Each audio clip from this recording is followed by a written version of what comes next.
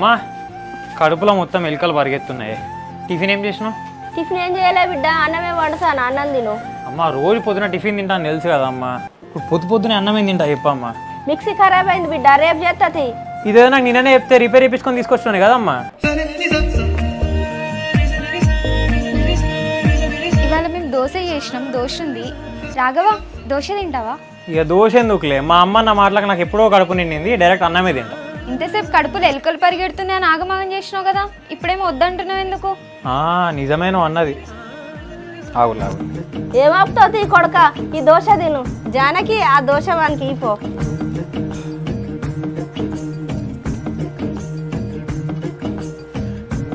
అరే మా పెద్ద బిడ్డ వచ్చిన విషయం మా అల్లుడుకుని మాకు తెలియనట్టున్నాయి కదా, ఎందుకైనా మంచిగా ఒకసారి ఫోన్ చేసి చెప్పుదాం.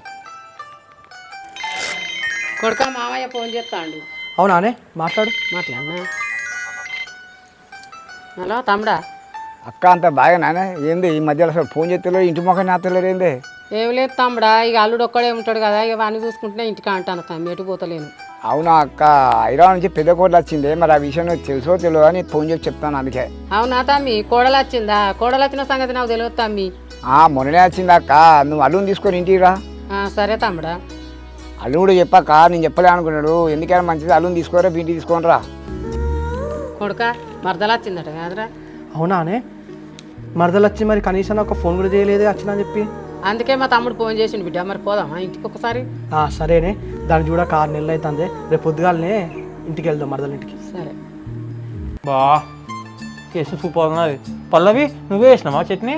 నేనేం చేయలేదు, ఆ చట్నీను దోశ మా అక్కనే చేసింది. ఓహో అవునా. ఫ్యూచర్లో ఏం జాబ్ రాకపోయినా హోటల్ పెట్టుకొని బతికేయచ్చు, చంపేస్తావు జనాన్ని టేస్ట్తో. నువ్వేం టెన్షన్ పడకలే, ఆ హోటల్లో సర్వెంట్ జాబ్ నీకే ఇప్పిస్తా. సర్లే కానీ నేను ఎవరు చేసుకుంటారో కానీ వాళ్ళైతే నిజంగా అదృష్టవంతులు, టేస్ట్తో చంపేస్తావు వాళ్ళని.